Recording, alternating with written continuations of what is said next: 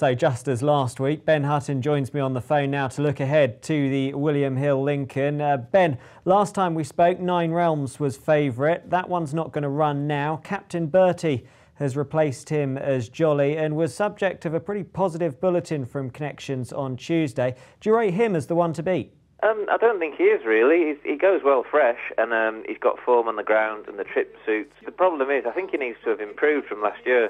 He's quite exposed, and unless he has progressed, I think last season's form suggests he might just be slightly too high in the weights. So he's definitely a short enough price, and yeah, I'll certainly be looking elsewhere. Well, Ben, one thing we do know about Saturday's conditions will be pretty testing. So is your shortlist made up entirely of horses with soft ground form?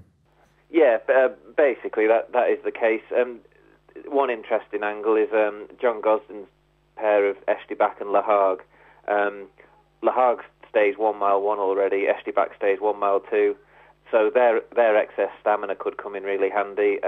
John Gosden had the winner in 2009 with Espresso Star. He'd already won over 1 mile 2 quite a few times beforehand, so they'll certainly be interested. And of the pair, I'd favour Le Hague just because he's got the proven form on testing ground. So who would be your number one selection? That one is Memory Cloth. Didn't run very well on his comeback at Wolverhampton this month, but exactly the same happened last season. He came on significantly for his all-weather reappearance. Last June he won off a £1 higher mark compared to what he is now, and this testing ground's ideal, and he's dropped in the weight because he's been running on good to firm ground since that win and on polytrack.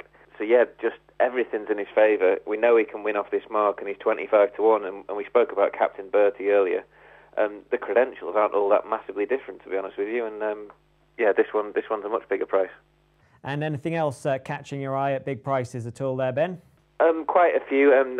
Tom Seagal put up just one for the road at 25 to 1 on Saturday. That's now 16, so I think the value's probably gone out of that one.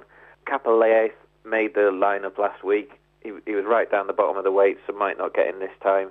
He's 40 to 1, and he's another who will relish the soft ground, the testing ground. I'm pretty sure a mile's going to suit him well, and based on some of last season's form, his mark's appealing. So, yeah, Capalaeth at 40 to 1, that should be a big danger.